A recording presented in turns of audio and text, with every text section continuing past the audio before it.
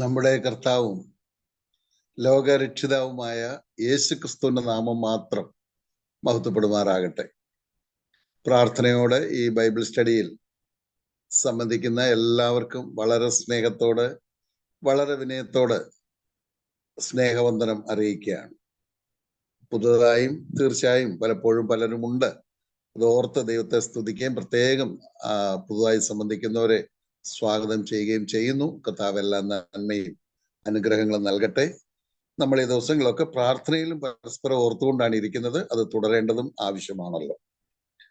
ഇന്നത്തെ വചനധ്യാനത്തിനായിട്ട് നമുക്ക് കൊരിന്ത്യർക്കെഴുതിയ ഒന്നാമത്തെ ലേഖനം 12-ാം അധ്യായം 1, 2, 3 വാക്യങ്ങൾ വായിക്കാം.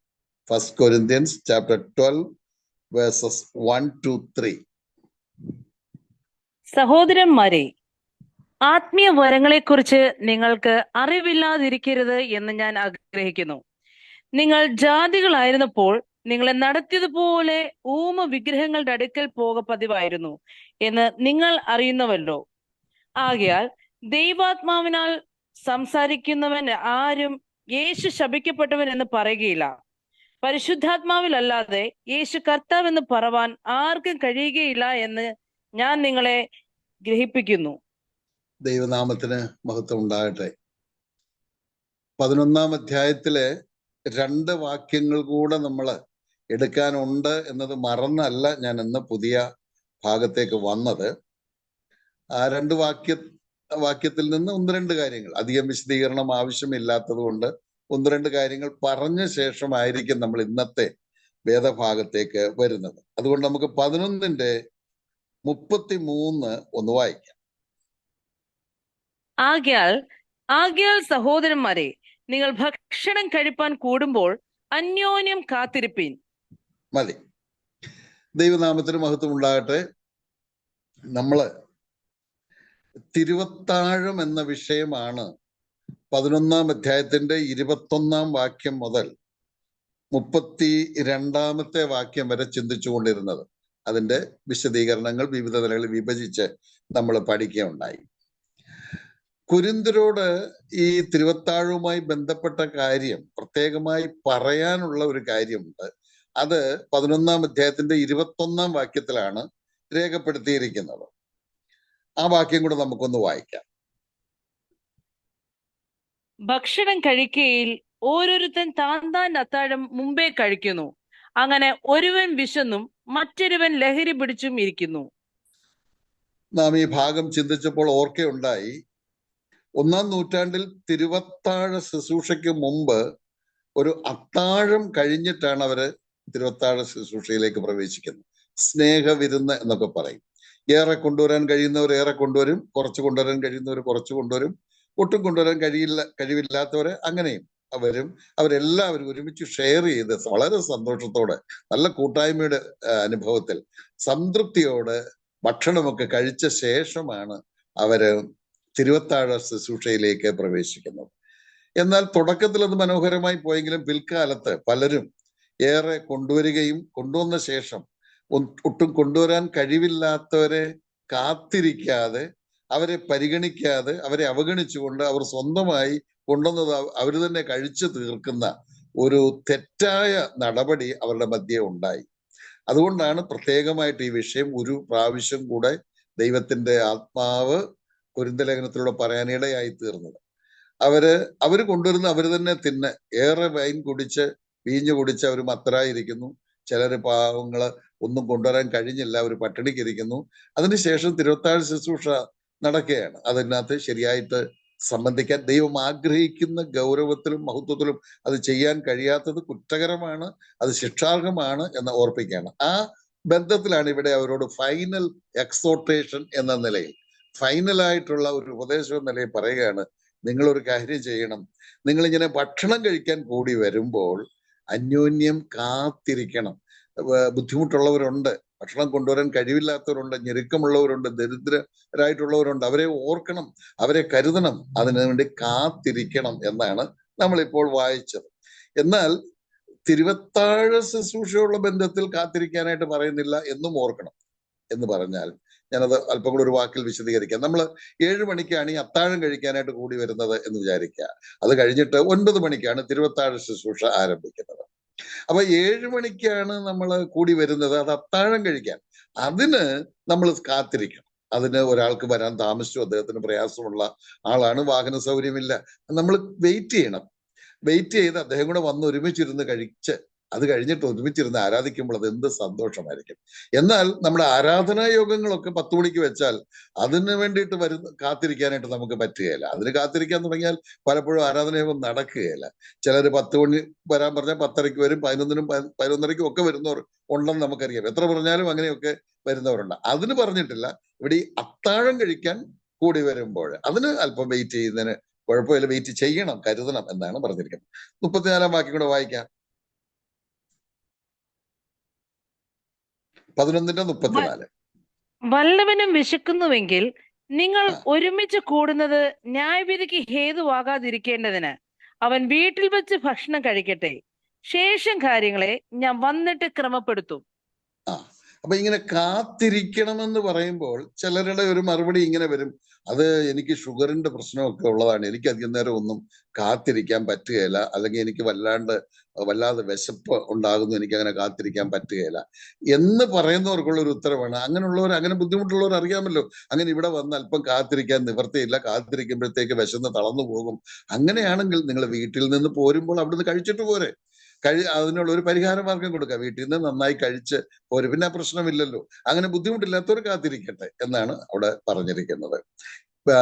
ഈ കുറച്ച് കാര്യങ്ങൾ അവരുടെ ഇടയിലുള്ള പ്രയാസങ്ങൾ അല്ലെങ്കിൽ ചില കൺഫ്യൂഷൻസ് ഒക്കെ പരിഹരിക്കാനുള്ള ഉപദേശം കൊടുത്ത ശേഷം പറയാണ്, ഞാൻ ഇനി വരുന്നുണ്ട്, അങ്ങനെ ഞാൻ വരുമ്പോൾ ശേഷം കാര്യങ്ങളെ ക്രമപ്പെടുത്താം.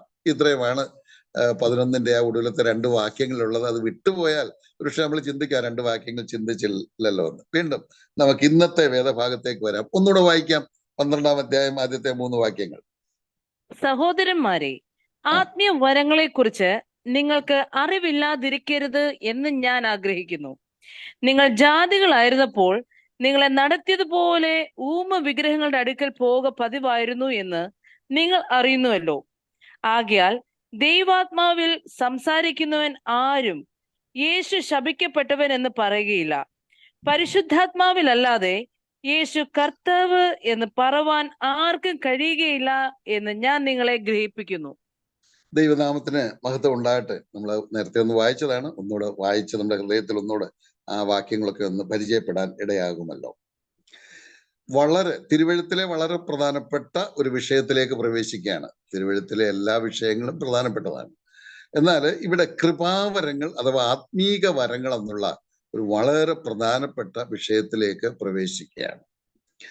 12, 13, 14 ഈ 3 അധ്യായങ്ങൾ ഒരുമിച്ച് പഠിക്കേണ്ടത് ആവശ്യമാണ്. ഒരുമിച്ച് പഠിക്കുക എന്ന് പറഞ്ഞാൽ 12-ാം അധ്യായം പഠിക്കാൻ തുടങ്ങിയാൽ 14 വരെ നിരന്തരമായിട്ട് നമ്മൾ പഠിക്കുമ്പോൾ മാത്രമേ അത് പൂർണ്ണമായിട്ടും നമുക്ക് മനസ്സിലാകുകയുള്ളൂ.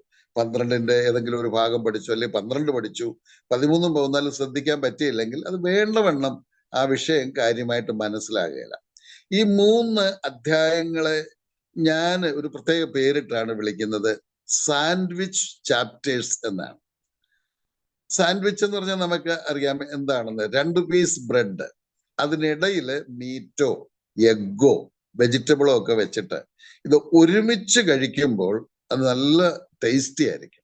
എന്നാൽ അത് ഓരോ പീസ് ബ്രെഡ് കഴിച്ചു അതിൻ്റെ കൂടി ഇച്ചിരി മീറ്റ് കൂടെ ചേർത്ത് കഴിച്ചാൽ അതിന് രുചിയുണ്ട്. പക്ഷെ അതുപോലല്ല, ഇതൊരു സാൻഡ്വിച്ച് ആയിട്ട് കഴിക്കുമ്പോൾ അതിന് വളരെ ടേസ്റ്റി ആയിരിക്കും, വളരെ നന്നായിരിക്കും എന്നുള്ളതാണ്.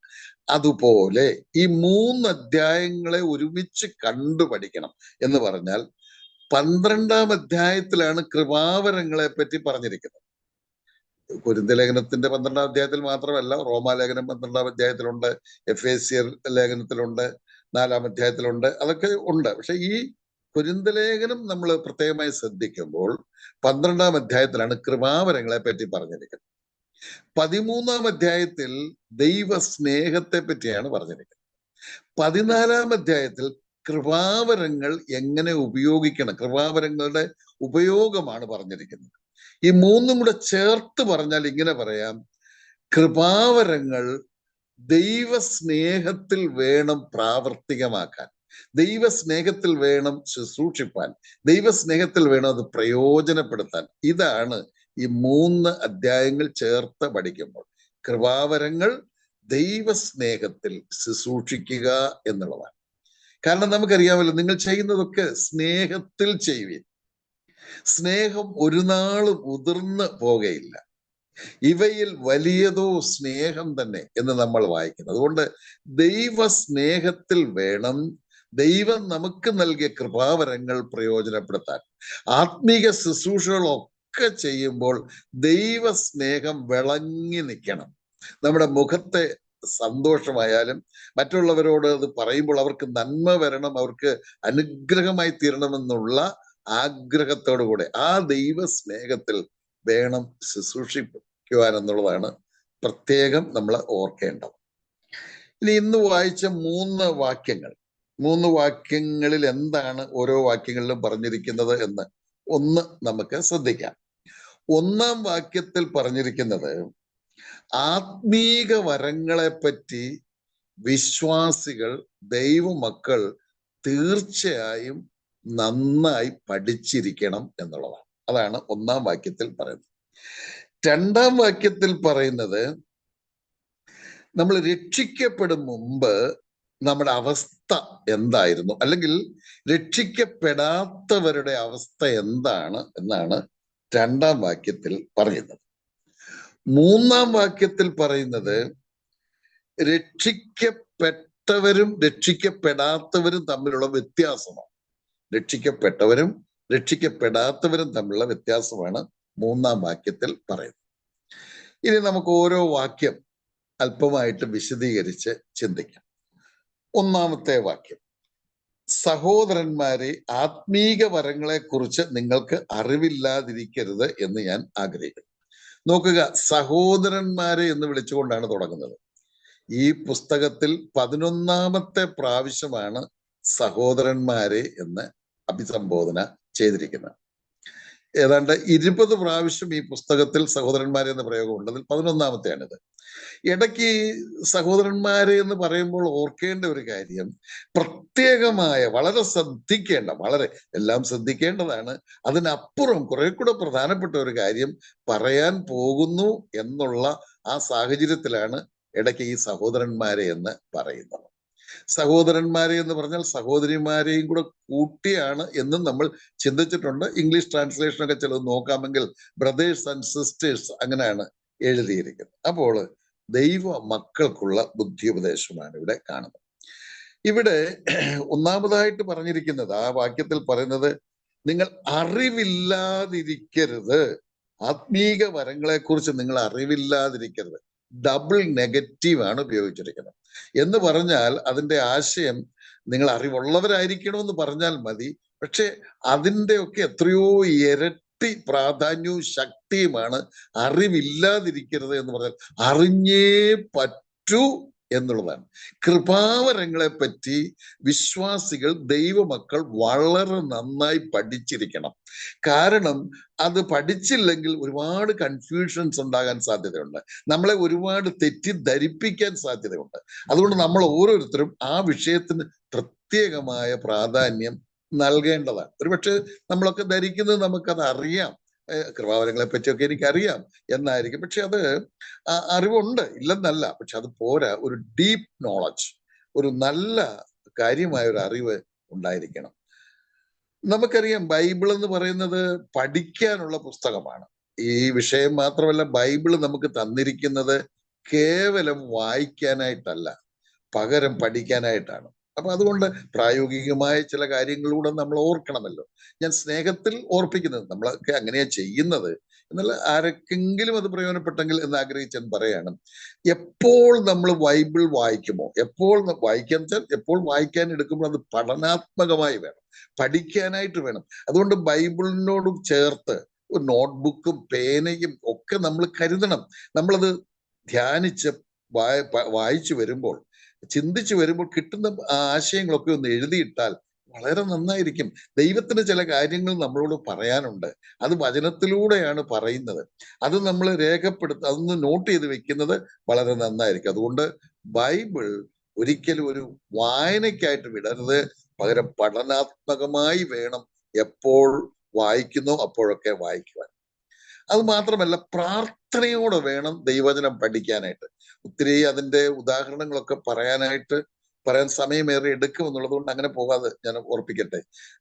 പ്രാർത്ഥനയും വചന പഠനവും ഒരുപോലെ പോകേണ്ടതാണ്.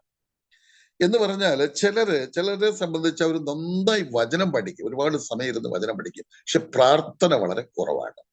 വേറെ ചിലരെ കുറിച്ച് മനസ്സിലാക്കുന്നത് ഒരുപാട് പ്രാർത്ഥിക്കും, പക്ഷെ വചന പഠനം വളരെ കുറവാണ്. അത് പോരാ. ഇപ്പോൾ ദാനിയലിനെ കുറിച്ചൊക്കെ നമ്മൾ പഠിക്കുകയാണെങ്കിൽ, ദാനിയൽ പ്രവചനം നമ്മൾ പഠിച്ചാൽ 9-ാം അധ്യായമൊക്കെ വായിക്കാമെങ്കിൽ അറിയാം, അദ്ദേഹം പ്രാർത്ഥിക്കുന്നതിലും ദൈവവചനം വായിച്ച് ധ്യാനിക്കുന്നതിലും പഠിക്കുന്നതിലും ഒരുപോലെ പ്രാധാന്യം കൊടുത്തിരുന്നു. അങ്ങനെ വേണം നമ്മുടെ ജീവിതത്തിൽ എന്ന് ഞാൻ ഓർപ്പിക്കട്ടെ. നമ്മൾ ഒരു ദിവസം 1 മണിക്കൂറോ 2 മണിക്കൂറോ വേർതിരിച്ചാൽ അതിൽ 1 മണിക്കൂർ വചനപഠനത്തിനാണെങ്കിൽ 1 മണിക്കൂർ പ്രാർത്ഥനയ്ക്ക് നമ്മളെ ചെലവഴിക്കണം. ഇത് ഒരുമിച്ച് പോകേണ്ട ഒരു കാര്യമാണ്. അതുകൊണ്ട് ബൈബിൾ പഠനത്തിൽ ഏർപ്പെടുന്നവർ പ്രാർത്ഥനയോടെ പ്രാർത്ഥിച്ചു തുടങ്ങുകയും ഇടയ്ക്കിടയ്ക്ക് ധ്യാനിച്ച് പ്രാർത്ഥിക്കുകയും ചെയ്യുമ്പോൾ ദൈവത്തിന് നമ്മളോട് ദൈവത്തിന് സംസാരിക്കാനായിട്ട് കഴിയും എന്നുള്ളതാണ്. നമ്മളെ പഠിക്കാൻ സഹായിക്കുന്നത് പരിശുദ്ധാത്മാവാണ് എന്ന് നമ്മൾ പലപ്പോഴും ഓർത്തിട്ടുണ്ട്. ദൈവം നമ്മൾ രക്ഷിക്കപ്പെടുമ്പോൾ ദൈവത്തിന്റെ പരിശുദ്ധാത്മാവിനെ നമുക്ക് തരികയാണ്. പരിശുദ്ധാത്മാവിനെ തരുന്നതിന് ഒരുപാട് ഉദ്ദേശമുണ്ട്. അതിൽ വളരെ പ്രധാനപ്പെട്ട ഒരു ഉദ്ദേശം ഈ തിരുവെഴുത്ത് നമ്മളെ മനസ്സിലാക്കി തരാനാണ്. നമ്മൾ 2-ാം അധ്യായം പഠിച്ചപ്പോൾ അത് പഠിച്ചത് കൊണ്ട് ഞാൻ അവിടേക്ക് തിരിച്ചു പോകുന്നില്ല. നമ്മൾ തിരുവെഴുത്ത് വായിക്കുമ്പോൾ അത് മനസ്സിലാക്കി തരുന്നത് പരിശുദ്ധാത്മാവാണ്. നമ്മുടെ സ്വന്തം ബുദ്ധി കൊണ്ട് നമുക്ക് എത്ര വിദ്യാഭ്യാസം ഉണ്ടെങ്കിലും നമുക്ക് മനസ്സിലാക്കാൻ കഴിയുകയില്ല. പക്ഷെ പരിശുദ്ധാത്മാവ് അത് നമുക്ക് മനസ്സിലാക്കി തരും. അതുകൊണ്ട് പരിശുദ്ധാത്മാവിന്റെ സഹായത്താൽ വേണം. പിന്നെ നമ്മൾ ആവർത്തിച്ച് പഠിച്ചിട്ടുള്ള ഒരു കാര്യമാണ് തനിച്ചു പഠിക്കണം എന്നുള്ളത്. അതായത് നമ്മൾ പുസ്തകങ്ങൾ വായിക്കാം, വ്യാഖ്യാന ഗ്രന്ഥങ്ങളുണ്ട്, കമന്ററീസ് ഉണ്ട്, വായിക്കാം, പഠിക്കാം, കുഴപ്പമില്ല. ബൈബിൾ ക്ലാസ്സുകൾ കേൾക്കുന്നത് നല്ലതാണ്. അത് എങ്ങനെ പഠിക്കാൻ നമുക്ക് കഴിയും തുടങ്ങിയുള്ള ഒരുപാട് കാര്യങ്ങൾ കിട്ടും, ഒക്കെ നല്ലതാണ്. പക്ഷേ ആ പഠനങ്ങളൊക്കെ നമ്മുടെ അറിവ് വർദ്ധിക്കും എന്നതിനപ്പുറം ആത്മീയമായി നമുക്കൊരു വളർച്ച ഉണ്ടാകാനായിട്ട് ഇടയാകുകയില്ല. നമ്മള് വായിക്കാതെ ഞാനൊന്ന് സൂചിപ്പിച്ചു പോകാം. പലപ്പോഴും നമ്മൾ ഓർത്തിട്ടുള്ള വാക്യമാണ്. പത്രോസിന്റെ 1-ാം ലേഖനം 2-ാം അധ്യായം 1-2 വാക്യങ്ങൾ വായിക്കുമ്പോൾ അവിടെ നമ്മൾ വായിക്കുന്നത്, ഇപ്പോൾ ജനിച്ച ശിശുവിനെ പോലെ വചനമെന്ന മായമില്ലാത്ത പാൽ കുടിപ്പാൻ വാഞ്ചിപ്പിൻ. വചനപഠനത്തെ പറ്റിയാണ് പറഞ്ഞിരിക്കുന്നത്. അവിടെ പറഞ്ഞിരിക്കുന്ന ജസ്റ്റ് ബോൺ ബേബി എന്നാണ്. ഇപ്പോൾ ജനിച്ച, 1 മണിക്കൂറായതല്ല, 1 ദിവസമായതല്ല, ഇപ്പോൾ ജനിച്ച. അത് ആ പറയുന്നതിന്റെ ഒരു പ്രധാനപ്പെട്ട ആശയം, ഇപ്പോൾ ജനിച്ച ബേബി, ഇപ്പോൾ ജനിച്ച കുഞ്ഞ് അത് ഡയറക്റ്റ് ഫീഡിങ് ആണ്, തനിച്ചു കുടിക്കുകയാണ്. കുപ്പിയിലല്ല അത് കുടിക്കുന്നത്, നേരിട്ട് കുടിക്കുകയാണ്. ഇതുപോലെ സകല ദൈവമക്കളും, എല്ലാ ദൈവമക്കളും, എല്ലാ വിശ്വാസികളും കർത്താവിൽ നിന്ന് നേരിട്ട് പഠിക്കണം. അത് സമയമേറെ വേണം, സമയമെടുക്കണം. അങ്ങനെ പഠിക്കുമ്പോൾ ദൈവം തരുന്ന പുതിയ പുതിയ അനുഗ്രഹീതമായ ചിന്തകൾ അത് നന്നായിരിക്കും എന്നുള്ളതാണ്. പിന്നെ ഒരാശയം കൂടെ ഞാനൊന്ന് പറഞ്ഞോട്ടെ. ദൈവവചനം ധ്യാനിക്കുമ്പോൾ, പഠിക്കുമ്പോൾ, നമ്മൾ വ്യാഖ്യാനം സ്വീകരിക്കുമ്പോൾ ശ്രദ്ധിക്കേണ്ട ഒരു കാര്യം അതുകൂടെ പറയാം. ദൈവവചനം പഠിക്കാനുള്ള ഒരു ആലോചനയാണല്ലോ ഞാൻ ഇപ്പോൾ പറഞ്ഞുകൊണ്ടിരിക്കുന്നത്. കൊണ്ട് നമ്മൾ ദൈവവചനം ധ്യാനിച്ച് പഠിക്കുമ്പോൾ വ്യാഖ്യാനം സ്വീകരിക്കേണ്ടത്, ഒന്ന്, പൊതു തത്വത്തിന് വിരോധമായി വരരുത്. ദൈവവചനം നമ്മൾ പഠിക്കുമ്പോൾ ദൈവവചനത്തിന്റെ പൊതു തത്വത്തിന് എതിരാകരുത്, വൈരുദ്ധ്യമാകരുത്. നമുക്ക് ആത്മീയ വളർച്ച ഉണ്ടാകുന്നതുമായിരിക്കണം. ഇങ്ങനെയുള്ള ചിന്തകളെയാണ് നമ്മൾ സ്വീകരിക്കേണ്ടത്. പല ചിന്തകൾ നമ്മുടെ മനസ്സിൽ വരും. അപ്പോൾ നമ്മൾ ഓർക്കണം, ഇത് ബൈബിളിന് എതിരായിട്ടുള്ള എന്തെങ്കിലും ഒരു ആലോചന വരുന്നെങ്കിൽ അതിനെ നമ്മൾ ഉപേക്ഷിക്കണം. അതിനെ അനുകൂലമായി എതിരാകാത്ത ചിന്തകള് ആത്മീയ വളർച്ചയ്ക്ക് പ്രയോജനമായി തീരുന്നത് വേണം നമ്മൾ പഠിക്കാൻ. ദൈവം നമ്മെ സഹായിക്കണം. അപ്പോൾ ഈ ദൈവവചനം നമ്മൾ പഠിക്കണം. വിശേഷാൽ കൃപാവരങ്ങൾ എന്ന വിഷയം നമ്മൾ പഠിക്കണം. ഈ 3 അധ്യായം പഠിക്കുമ്പോൾ കൃപാവരങ്ങളെ പറ്റി ഏകദേശം നമ്മൾ ചില കാര്യങ്ങൾ പഠിക്കുന്നതാണ്. ദൈവം വെച്ചാൽ അടുത്ത ആഴ്ച കൃപാവരങ്ങൾ എത്ര ബൈബിളിൽ നമ്മൾ കാണുന്നുണ്ട്, അതിന്റെ വിഭജനം എന്താണെന്നൊക്കെ നമുക്ക് അടുത്ത ആഴ്ച നോക്കാവുന്നതാണ്. 1-ാം അധ്യായത്തിൽ നിന്ന് അപ്പോൾ ഒന്നാമത് ഞാൻ പറഞ്ഞത് പഠിക്കണം എന്നുള്ളതാണ്, പ്രത്യേകിച്ച് ഈ വിഷയം. 2ാമത് ഞാൻ പറയാൻ ആഗ്രഹിക്കുന്നത് ആത്മീക വരങ്ങളെ പറ്റി പഠിക്കണം എന്നാണ് ഇവിടെ പറഞ്ഞിരിക്കുന്നത്. ബൈബിള് മുഴുവൻ പഠിക്കണം. ഇവിടെ പറഞ്ഞിരിക്കുന്നത് ആത്മീക വരങ്ങൾ. എന്താണ് ഈ ആത്മീക വരങ്ങൾ എന്ന് പറഞ്ഞാൽ? ആത്മീക വരങ്ങൾ എന്ന് പറഞ്ഞാൽ പ്രധാനമായും നമ്മൾ ഓർക്കേണ്ടത് പരിശുദ്ധാത്മാവിനാൽ നമുക്ക് നൽകുന്നത്. ഗ്രീക്ക് ഭാഷയിൽ ന്യൂമറ്റിക്കോസ് എന്നാണ് പറയുന്നത്.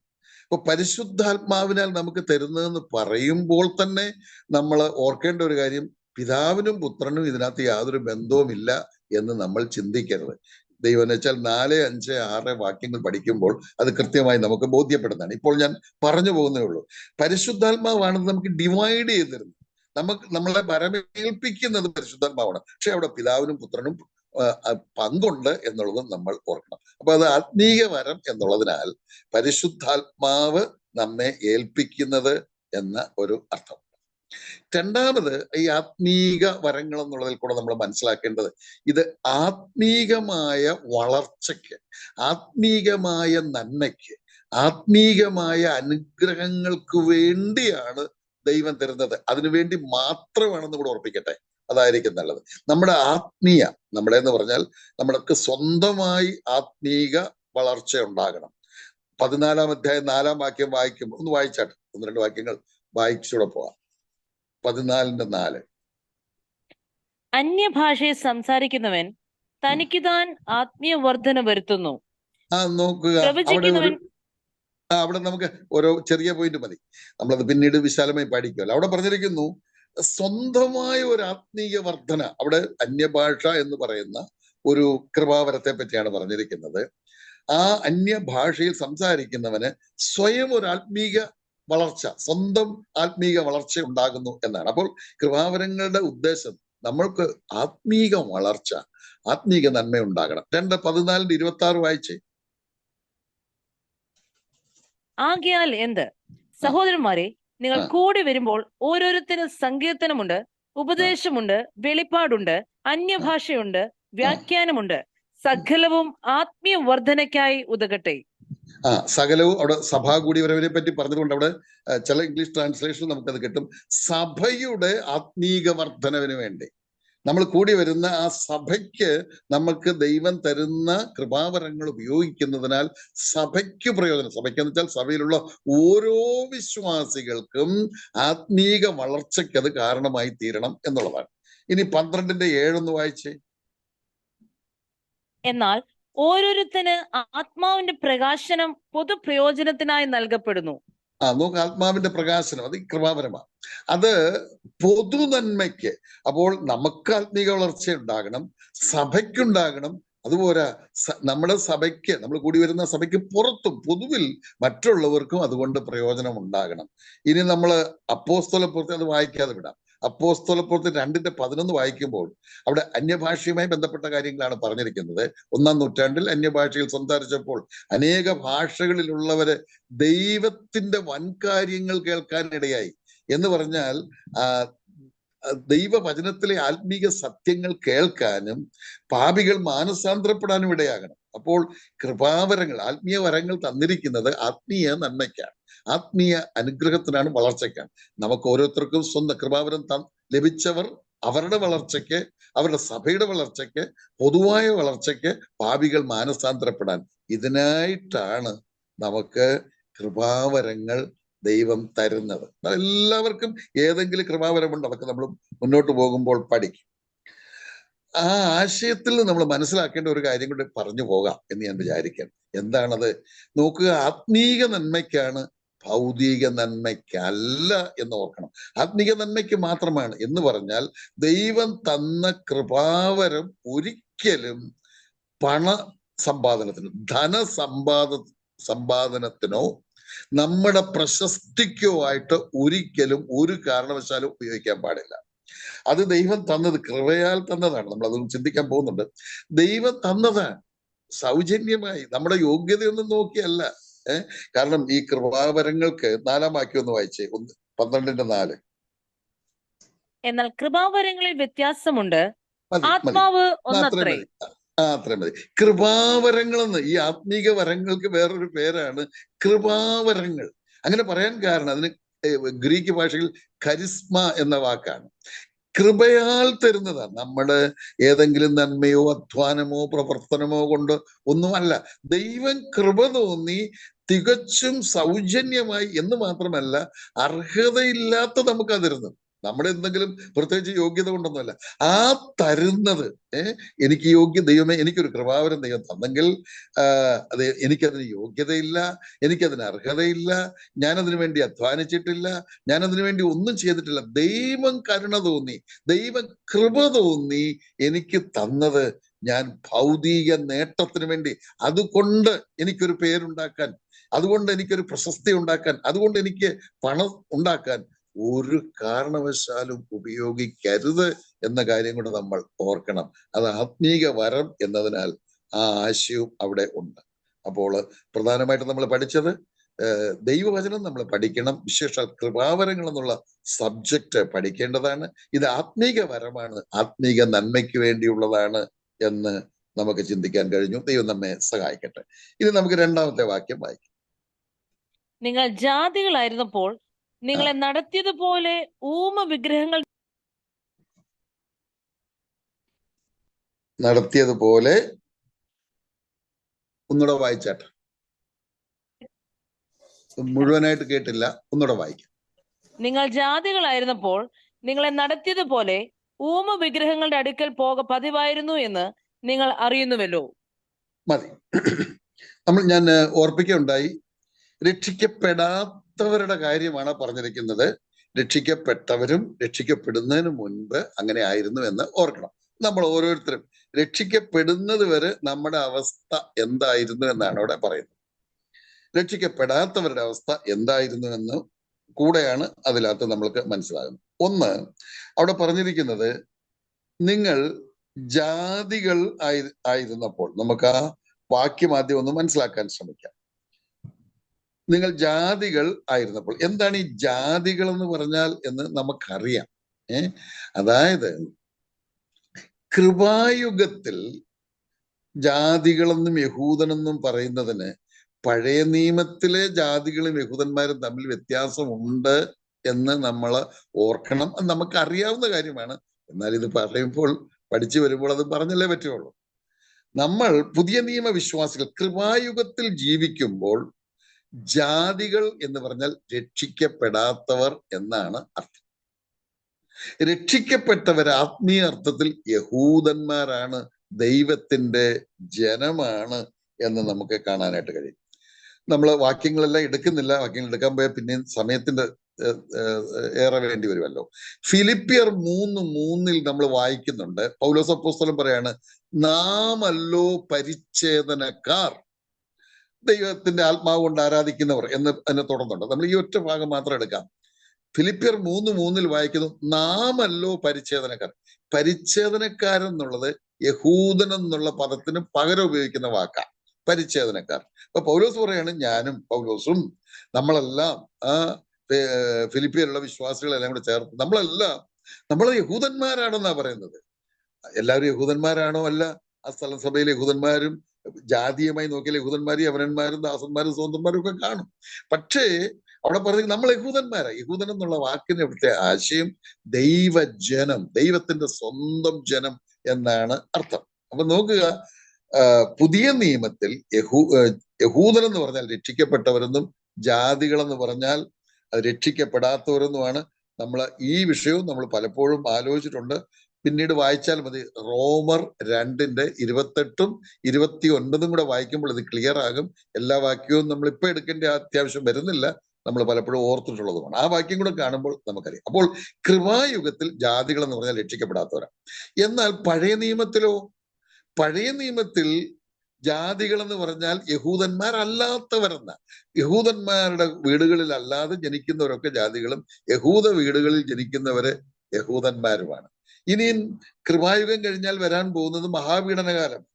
മഹാപീഡനകാലത്തും യഹൂദൻ വേറെ ജാതികൾ വേറെ എന്ന് ഓർക്കണം. അത് നമുക്ക് പറഞ്ഞ് വിശദീകരിക്കാനായിട്ട് നമുക്ക് സമയവുമില്ല, ആവശ്യവുമില്ലെന്ന് ഞാൻ വിചാരിക്കാൻ. വെളിപ്പാട് പുസ്തകം 7-ാം അധ്യായം വായിക്കാമെങ്കിൽ രാജ്യത്തിന്റെ സുവിശേഷം പ്രസംഗിക്കുമ്പോൾ യഹൂദന്മാരിൽ നിന്ന്, ഓരോ ഗോത്രത്തിൽ നിന്ന് 12,000 പേര് രക്ഷിക്കപ്പെടുമ്പോൾ അവരെ മുദ്രയിട്ട് വേർതിരിക്കുന്നതായി കാണുന്നത്. യഹൂദൻ വേറെ 1,44,000 പേരെ അങ്ങനെ മുദ്രയിട്ട് വേർതിരിക്കുന്നു. അല്ലാതെ ജാതികളിൽ നിന്ന് ധാരാളം പേര് രക്ഷിക്കപ്പെടുന്നതായിട്ട് 7-ാം അധ്യായത്തിന്റെ 9-ാം വാക്യം മുതൽ നമ്മൾ കാണുന്നുണ്ട്. അപ്പോൾ മഹാപീഡന കാലത്തും യഹൂദൻ വേറെ, അതുപോലെ ജാതികൾ വേറെ. ഇനിയും മഹാപീഡന കാലം കഴിഞ്ഞാൽ അടുത്ത് വരുന്ന 1000 ആണ്ട് വാഴ്ചയാണ്. 1000 ആണ്ട് വാഴ്ചയിലും യഹൂദനും യവനനും വേറെ, യഹൂദനും ജാതികളും വേറെ വേറെയാ. 1000 ആണ്ട് വാഴ്ചയിൽ യഹൂദന്മാരെ ഭരിക്കുന്നത് യേശുക്രിസ്തുവിന്റെ കീഴിലാണ്.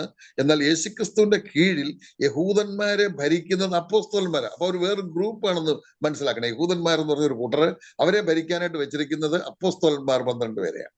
എന്നാൽ യഹൂദന്മാരല്ലാത്തവരെ ഭരിക്കുന്നത് നമ്മളും കർത്താവിനോട് ചേർന്ന് വിശ്വാസികളായ നമ്മളും കൂടെയാണ്. എടുക്കപ്പെട്ട വിശ്വാസികൾ എല്ലാവരും അല്ല, അതൊക്കെ നമ്മൾ ചിന്തിച്ചിട്ടുണ്ട്.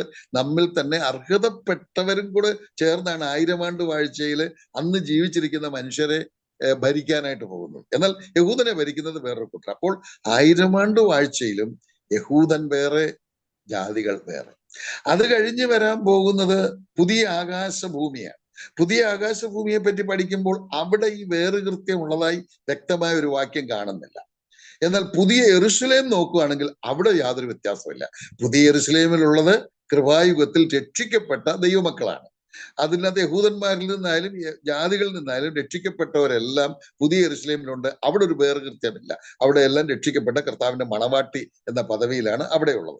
എന്നാൽ പുതിയ യെരൂശലേമിന് ചുറ്റുമായി പാർക്കുന്ന മനുഷ്യരെ ഈ വേർതിരിവുണ്ടോ എന്ന് കണ്ടെത്താനുള്ള കൃത്യമായ ഒരു വാക്യം കാണാനായിട്ട് ഞാൻ അന്വേഷിച്ചു, പക്ഷെ കണ്ടില്ല എന്നുള്ളതാണ്. അതിനും കൂടുതൽ അന്വേഷിക്കാനായിട്ട് സമയം എടുക്കണം എന്ന് വിചാരിച്ചിരിക്കുകയാണ്. അപ്പോൾ നോക്കുക, ജാതികൾ എന്ന് പറയുന്നത് രക്ഷിക്കപ്പെടാത്തവരെ ഉദ്ദേശിച്ചാണ് എന്ന് നമുക്ക് മനസ്സിലാക്കാൻ സാധിക്കും. ഇനി അവരെ കുറിച്ച് പറഞ്ഞിരിക്കുന്ന എന്താണ്? രക്ഷിക്കപ്പെടാത്തവരെ കുറിച്ച് പറഞ്ഞിരിക്കുന്നത് അവരെ നടത്തിയ പോലെ എന്ന് വായിക്കുന്നു. അവരെ ആരോ നടത്തുകയാണ്. രക്ഷിക്കപ്പെടാത്തവരെ ആരോ നടത്തിക്കൊണ്ട് അവരെ നടത്തുന്നു. നമ്മളെ രക്ഷിക്കപ്പെട്ടവരെ നടത്തുന്നുണ്ടോ? പിന്നെ തീർച്ചയായിട്ടും നമ്മളെ നടത്തുന്നുണ്ട്. നമ്മളെ നടത്തുന്നത് ആരാണ്? 23-ാം സങ്കീർത്തനമൊക്കെ വായിച്ചു വരുമ്പോൾ യഹോവന്റെ ഇടയനാകുന്നു, എനിക്ക് മുട്ടുണ്ടാകില്ല എന്നൊക്കെ പറഞ്ഞിട്ട് പച്ചയായ പുൽപ്പുറത്ത് എന്നെ കിടത്തുന്നു. അടുത്തത് സ്വച്ഛതയുള്ള വെള്ളത്തിനരികത്തേക്ക് എന്നെ നടത്തുന്നു. പിന്നീട് നമ്മൾ വായിക്കുന്നുണ്ട് നീതിപാതകളിൽ നടത്തുന്നു എന്ന് വായിക്കുന്നുണ്ട്. 2 കൊരിന്ത്യർ 2:14 വായിക്കുന്നു ക്രിസ്തുയേശുവിൽ നമ്മളെ ജയോത്സവമായി നടത്തുന്നു എന്ന് വായിക്കുന്നുണ്ട്. എബ്രായർ 2:10 നമ്മൾ വായിക്കുന്നു തേജസ്സിലേക്ക് നമ്മളെ നടത്തുന്നു എന്ന്. അപ്പം നമ്മളെ നടത്തുന്നുണ്ട്. ആരാ നടത്തുന്നത്? 23-ാം സങ്കീർത്തനം നോക്കിയാൽ അറിയാം, യഹോവയായ ദൈവമാണ്, അഥവാ പിതാവായ ദൈവമാണ്, അപ്പനാണ്. അപ്പന്മാരാണ്, അപ്പനും അമ്മയും ഒക്കെ നമ്മുടെ മാനുഷിക ജീവിതത്തിൽ അപ്പനാണ് മക്കളെ കൈപിടിച്ച് നടത്തുന്നത് എന്നറിയാം. നമ്മളെ നടത്തുന്നത് നമ്മുടെ പിതാവാണ്. നമ്മുടെ പിതാവായ ദൈവമാണ് നമ്മളെ കൈപിടിച്ച് നടത്തുന്നത് എന്ന് മാത്രമല്ല, നമ്മളെ കൈവിടുകയും ഇല്ല എന്ന് എബ്രായർ 13:5 നമ്മൾ വായിക്കുന്നു. അപ്പൊ നമ്മളെ നടത്തുന്നത്, രക്ഷിക്കപ്പെട്ടവരെ നടത്തുന്നത് പിതാവായ ദൈവമാണ്, കൈപിടിച്ചാണ് നടത്തുന്നത്. രക്ഷിക്കപ്പെടാത്തവരുടെ കാര്യമാണല്ലോ നമ്മൾ ഈ വാക്യത്തിൽ പഠിക്കുന്നത്. അവരെ നടത്തുന്നത് ആരാണ്? അവരെ നടത്തുന്നതും അവരുടെ പിതാവാണ്. അവരെ നടത്തുന്നത് അവരുടെ പിതാവാണ്. ആരാണ് അവരുടെ പിതാവ്? യോഹന്നാൻ 8:44 ആദ്യ ഭാഗം മാത്രം വായിക്കുക. വലിയ വാക്യമാണ്, ആ വാക്യം വായിക്കാം. യോഹന്നാൻ 8:44.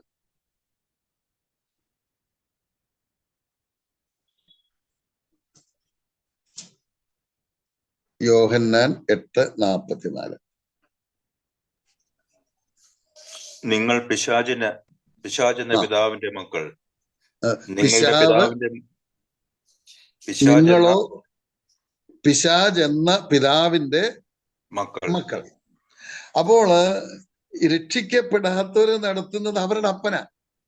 രക്ഷിക്കപ്പെടാത്തവരുടെ അപ്പൻ ആരാണെന്ന് അവിടെ പറഞ്ഞിരിക്കുന്നത്? പിശാചാണ്. അപ്പോൾ രക്ഷിക്കപ്പെട്ട നമ്മളെ പിതാവായ ദൈവം കൈപിടിച്ചു നടത്തുമ്പോൾ രക്ഷിക്കപ്പെടാത്തവരെ കൈപിടിച്ച് നടത്തുന്നത് ആരാണ്? അത് പിശാചാണ് കൈപിടിച്ച് നടത്തുന്നത്. നിങ്ങളെ നടത്തിയതുപോലെ എന്ന് വായിക്കുന്നു. അത് അവരെ നടത്തിയത് പിശാചാണ്. എങ്ങോട്ടാ നടത്തിയതെന്നൂടെ പറയുന്നുണ്ട്. ഊമ വിഗ്രഹങ്ങളുടെ അടുത്തേക്ക്. 2 കാര്യങ്ങൾ അവിടെ നിന്ന് നമുക്ക് ഓർക്കാനുണ്ട്. ഊമ വിഗ്രഹങ്ങളുടെ ആ പ്രയോഗത്തിന്റെ അർത്ഥം ഒരു പ്രയോജനവും ഇല്ലാത്ത ഇടത്തേക്ക്. വലിയ പ്രയോജനങ്ങളൊക്കെ വാഗ്ദാനം ചെയ്തുകൊണ്ടായിരിക്കും അങ്ങോട്ട് നടത്തുന്നത്. പക്ഷെ അതെപ്പോഴും അങ്ങനെയാണ്. വലിയ ആനുകൂല്യങ്ങളൊക്കെ പ്രഖ്യാപിക്കും, വലിയ പാരിതോഷികങ്ങളൊക്കെ പ്രഖ്യാപിച്ചുകൊണ്ടാണ് അങ്ങോട്ട് നടത്തുന്നത്. പക്ഷേ ഒരു പ്രയോജനവും ഇല്ലാത്ത ഒരാശയം. രണ്ടാമത്, നമ്മോട് എന്തെങ്കിലും ഒരു വാക്ക് സംസാരിക്കാത്ത. നമുക്കറിയാം, സത്യ ദൈവം എപ്പോഴും നമ്മളോട് സംസാരിക്കുന്ന ദൈവമാണ്. ദൈവവചനത്തിലൂടെ സംസാരിക്കും. അതുമാത്രമല്ല, നമ്മൾ പ്രാർത്ഥനയിൽ കർത്താവിന്റെ പാദത്തിൽ ഇരിക്കുമ്പോൾ നേരിട്ട് നമ്മുടെ ഹൃദയത്തോട് സംസാരിക്കുന്ന ദൈവമാണ്. ഇന്നും നമ്മളോട് സംസാരിക്കുന്ന ദൈവമാണ്. നമ്മളത് ഓർക്കണം. കൃപയാൽ രക്ഷിക്കപ്പെടാൻ ഇടയായത് മുഖാന്തരം നമുക്ക് പ്രയോജനമുള്ള ഒരു ദൈവമാണ് നമുക്കുള്ളത്. നമുക്ക് വിവിധ നിലകളിൽ അനുഗ്രഹം തരുന്ന ദൈവമാണ്. അതോടൊപ്പം നമ്മോട് സംസാരിക്കുന്ന, നമ്മോട് ഇടപെടുന്ന ഒരു ദൈവമാണ് നമ്മുടെ ദൈവം. അതേസമയം ഈ പിശാചെന്ന അപ്പൻ ഈ രക്ഷിക്കപ്പെടാത്തവരെ നടത്തുന്ന പ്രയോജനമില്ലാത്ത ഇടത്തേക്കാണ്, സംസാരിക്കാൻ ഒരു വാക്കുപോലും ഉരിയാടുകയോ ഒരു ആലോചന കൊടുക്കാനോ കഴിയാത്ത ഇടത്തേക്കാണ് എന്നുള്ളതാണ്. എന്ന് മാത്രമല്ല, അവിടുത്തെ വേറൊരു പ്രയോഗം, അത് ബഹുവചനത്തിലാണ് ആ പദം ഉപയോഗിച്ചിരിക്കുന്നത്. വിഗ്രഹങ്ങളുടെ എന്ന്. ഒരു സ്ഥലത്തേക്കല്ല, ഇന്നൊരിടത്തേക്ക്, നാളെ മറ്റൊരിടത്തേക്ക്, അടുത്ത മറ്റൊരിടത്തേക്ക്, പല സ്ഥലങ്ങളിലേക്ക് കൊണ്ടുപോകുന്നു എന്നുള്ളത്. എന്ന് പറഞ്ഞാല് ഞാൻ അത് ചിന്തിച്ചപ്പോൾ ബിസി ആക്കി വെക്കുകയാണ് അവരെ. അവർ സത്യദൈവത്തിങ്കിലേക്ക് അവരുടെ ശ്രദ്ധ പോകാതിരിക്കത്തക്കവണ്ണം, അവർ അതിനുള്ള കാത് കൊടുക്കാതിരിക്കത്തക്കവണ്ണം അവരെ ഓൾവേസ് എപ്പോഴും ബിസി ആക്കി വെക്കുകയാണ്. അതൊരു കാര്യം. പിന്നെ ഒരു കാര്യം കൂടെ പറഞ്ഞിട്ടുണ്ട്, പതിവായെന്നൊരു വാക്കുണ്ട് അവിടെ. അവിടെ വായിക്കുന്നുണ്ട്, അടുക്കൽ പോക പതിവായിരുന്നു. ഇതൊരിക്കലല്ല, ഇതിങ്ങനെ ഒരു പ്രയോജനവുമില്ലെങ്കിൽ ഇത് നിരന്തരം അങ്ങ് ആവർത്തിച്ചുകൊണ്ടിരിക്കുകയാണ്. പല കാര്യങ്ങളും അങ്ങനെയാണ്. പലര് ചെയ്യുന്ന പാരമ്പര്യമായി, പിതൃപാരമ്പര്യമായി, ട്രഡീഷണൽ ആയിട്ടുള്ള പല കാര്യങ്ങൾ ചെയ്യുന്നത് കാണുമ്പോൾ അവരോട് ചോദിക്കുമ്പോൾ വ്യക്തമായ ഒരു ഉത്തരമില്ല. ഈ അടുത്ത സമയത്തും അങ്ങനെയുള്ള ചില കാര്യങ്ങൾ ഞാൻ കാണുകയും അവരുമായിട്ട് ഇടപെട്ടപ്പോൾ പ്രത്യേകിച്ച് അതിനൊരു ഉത്തരമൊന്നുമില്ല. ഇങ്ങനെ പണ്ട് മുതലേ ഞങ്ങൾ ചെയ്തു വരുന്നു, അതുകൊണ്ട് അങ്ങ് ചെയ്യുന്നു എന്നല്ലാതെ. ഞാൻ ആ ഭാഗം ഇത് ധ്യാനിച്ചപ്പോൾ KV സൈമൺ സാർ പറഞ്ഞ ഒരു എക്സാമ്പിള് എൻ്റെ ഹൃദയത്തിലേക്ക് വന്നു. അതൊന്ന് സൂചിപ്പിക്കാൻ ഞാൻ ആഗ്രഹിക്കുകയാണ്. അദ്ദേഹം പറഞ്ഞതൊരിക്കൽ ഒരു മനുഷ്യന് കടലിൽ കുളിക്കാനായിട്ട് പോയപ്പോൾ അദ്ദേഹത്തിന്റെ കയ്യിൽ ഒരു മൊന്തയുണ്ടായിരുന്നു. ഒരു മൊന്ത എന്ന് പറഞ്ഞാൽ അറിയാമെന്ന് വിചാരിക്കും, ഒരു പിച്ചള പാത്രം. ആ പാത്രം അദ്ദേഹം അവിടെ കരയ്ക്ക് വെച്ചിട്ട്, ഒരുപാട് പേര് കുളിക്കുന്ന സ്ഥലമാണ്, അത് കരയ്ക്ക് വെച്ചിട്ട് കുളിക്കാൻ ഇറങ്ങിയാൽ തിരിച്ചു വരുമ്പോൾ ചിലപ്പോൾ കാണത്തില്ല. കുളിയൊക്കെ കഴിഞ്ഞ് മുങ്ങി കുളിച്ചൊക്കെ വരുമ്പോൾ ആരെങ്കിലും എടുത്തോണ്ട് പോയെങ്കിലും എന്ന് വിചാരിച്ചിട്ട് അദ്ദേഹം അവിടെ ഒരു കുഴി എടുത്തിട്ട് ആ കുഴിക്കകത്ത് ഇത് മൂടി വെച്ചു. അപ്പൊ അദ്ദേഹം ചിന്തിച്ചു, ഇത് മൂടി വെച്ചാൽ തിരിച്ചു വരുമ്പോൾ ഇത് എവിടെയാണെന്ന് അറിയണമല്ലോ, കടൽപ്പുറമല്ലേ. അതുകൊണ്ട് അദ്ദേഹം ഒരു കാര്യം ചെയ്തു, അവിടെ ഒരു കൂന കൂട്ടി വെച്ചു. ഒരു കൂന കൂട്ടി എവിടാന്ന് അറിയാൻ വേണ്ടി. എന്നിട്ട് അദ്ദേഹം ഇറങ്ങി കുളിച്ചു കഴിഞ്ഞ് സമയമെടുത്ത് അദ്ദേഹം കുളിച്ച് കയറി വരുമ്പോൾ ആ കടൽ തീരം മുഴുവൻ ഇതുപോലെ കൂനയായിരുന്നെന്നാ പറയുന്നത്. എന്ന് പറഞ്ഞാൽ മൊന്ത ഇത് കണ്ടവരെന്ത് ചെയ്തെന്ന് ചോദിച്ചാൽ, അവർ മൊന്ത കയ്യിലുള്ളവർ അതങ്ങനെ ചെയ്തു, ഇല്ലാത്തവർ വീട്ടിൽ പോയോ അല്ലെ അടുത്തുനിന്ന് മൊന്ത വാങ്ങിച്ചുകൊണ്ട് വന്ന് കുഴിച്ചു വിട്ട് അതിന്റെ മേളിൽ കൂന വെച്ചു. ഇങ്ങനെ വെച്ചാൽ എന്തോ കിട്ടും, എന്തോ ഗുണത്തിനായിരിക്കും, നന്മയ്ക്കായിരിക്കും എന്ന് ചിന്തിച്ച് ചെയ്തു പോവുക. പല ട്രഡീഷനിലും അങ്ങനെയാണ്, പല പാരമ്പര്യങ്ങളും അങ്ങനെയാണ്. നമ്മളോട് ഈ പാരമ്പര്യങ്ങൾ പിന്തുടരാനല്ല പറഞ്ഞിരിക്കുന്നത്, പകരം തിരുവെഴുത്ത് എന്ത് പറയുന്നു അത് പിന്തുടരാനാണ് എന്ന് നമുക്കറിയാം. അപ്പോൾ പലപ്പോഴും നടത്തുകയാണ് ആര്? പിശാചെന്ന പിതാവ് രക്ഷിക്കപ്പെടാത്തവരെ അവരെ നടത്തുന്നു. ഒരു പ്രയോജനവുമില്ലാത്ത, അവരോടൊരു ആലോചന, ബുദ്ധിപദേശം കൊടുക്കാൻ കഴിയാത്ത ഇടങ്ങളിലേക്ക് നടത്തുകയും അതിലവരെ ബിസിയാക്കി വെക്കുകയും ചെയ്യുന്നു എന്നുള്ളതാണ്. ഇനി ഞാൻ അതേ വാക്യത്തിൽ നിന്ന്, ആ ഭാഗത്തു നിന്ന് ഒരു ആലോചനയോട് പറയാൻ ആഗ്രഹിക്കുന്നത്, ഞാനത് ഈ തമിഴ് ഭാഷയെ നോക്കിയപ്പോൾ കുറച്ചുകൂടി ഒരു വ്യത്യസ്തമായ ഒരു ആശയം കാണാനായിട്ട് സാധിച്ചു. അവിടെ തമിഴിൽ നമ്മൾ നോക്കി, നിങ്ങളെ നടത്തിയ എന്നുള്ളതിന് പകരം നിങ്ങളെ തൂണ്ടി വിടുക എന്നൊരു വാക്കാണ്. എന്ന് വെച്ചാൽ തള്ളി വിടുക എന്നൊരു അർത്ഥം വരുന്ന ഒരു പദമാണ് അവിടെ ഉപയോഗിച്ചിരിക്കുന്നത്. അപ്പൊ നിങ്ങള് ജാതികളായിരുന്നപ്പോൾ നിങ്ങളെ തള്ളി വിട്ടുകൊണ്ടിരുന്നു. അതിന്റെ അർത്ഥം നിങ്ങളെ നിർബന്ധിച്ച് പറഞ്ഞയച്ചു എന്നാണ് അർത്ഥം. നിങ്ങളെ ആ വഴിക്കൂടെ പോകാൻ, അങ്ങോട്ട് പോകാൻ നിങ്ങളെ നിർബന്ധിച്ചു, തള്ളി വിടുക എന്നുള്ള ആശയം വരികയാണ്. എപ്പോഴും നോക്കുക, പ്രയോജനമില്ലാത്ത ഇത് അവിടെയൊക്കെ എന്തിനാ ഈ പോകുന്നത് എന്നുള്ളത് ആശയം മനസ്സിൽ ഓർത്തോണം. പോകുന്നത് വർഷിപ്പിനാണ്. എന്തെങ്കിലുമൊക്കെ പ്രയോജനം ഉണ്ടാകുമെന്ന് വിചാരിച്ച് വർഷിപ്പിനാണ് പോകുന്നത്. അപ്പൊ വർഷിപ്പിന് വേണ്ടി വ്യത്യസ്തമായ സാഹചര്യങ്ങൾ ഒരുക്കി, കാരണങ്ങൾ ഉണ്ടാക്കി, നിർബന്ധിച്ച് വിടുകയാണ് ഇങ്ങനെയുള്ള പ്രയോജനമില്ലാത്ത സ്ഥലത്തേക്ക്. എപ്പോഴും പിശാചിന്റെ ഒരു പദ്ധതിയാണ് ഇത് എന്നറിയണം. ഞാൻ അതൊന്ന് വെളിപ്പാട് പുസ്തകത്തിൽ നിന്ന് ഒരു വാക്യത്തിലൂടെ ചൂണ്ടിക്കാണിക്കാമെന്ന് വിചാരിക്കുകയാണ്. ഒരു വാക്യം വെളിപ്പാട് പുസ്തകത്തിൽ നിന്ന് വായിക്കാം. വെളിപ്പാട് 13:12 ഒന്ന് വായിക്കാം. വെളിപ്പാട് 13:12.